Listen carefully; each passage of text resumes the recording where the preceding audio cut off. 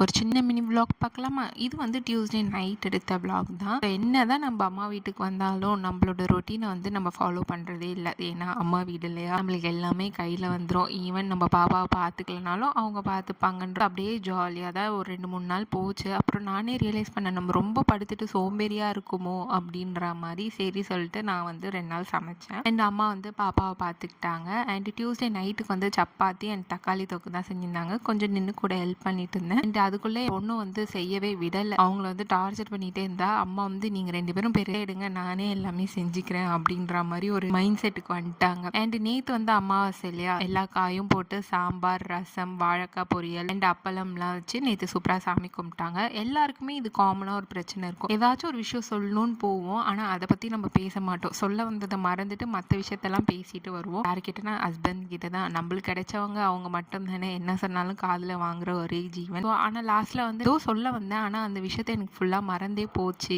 ஒரு செகண்டில் அந்த விஷயம் நம்மளுக்கு வந்து மறந்து போயிடும். அது என்ன விஷயன்றது நம்ம எவ்வளோதான் நம்ம திங்க் பண்ணாலும் அந்த விஷயம் நம்மளுக்கு வந்து மைண்டுக்கு வரவே வராது. இப்போலாம் ரீசன்ட் டேஸாக எனக்கு நிறைய ஞாபகம் மறதி தான் ஆகுது. அது ஏன்னு தெரியல. நீங்களும் என்ன மாதிரி தான் யோசிச்சுட்டு போய் சொல்கிற ஒரு விஷயம் ஆனால் அது பேசுகிற ஒரு விஷயமா இருக்கு அப்படின்றத நீங்கள் ஃபீல் பண்ணிட்டு இருக்கீங்க அப்படின்னா கீழே கமெண்ட் பண்ணிட்டு போங்க. இந்த மாதிரி வீடியோஸ்க்கு நம்ம சேனலை மறக்காமல் லைக் பண்ணி ஷேர் பண்ணி சப்ஸ்கிரைப் பண்ணிட்டு போங்க. அடுத்த வீடியோவில் சந்திக்கலாம்.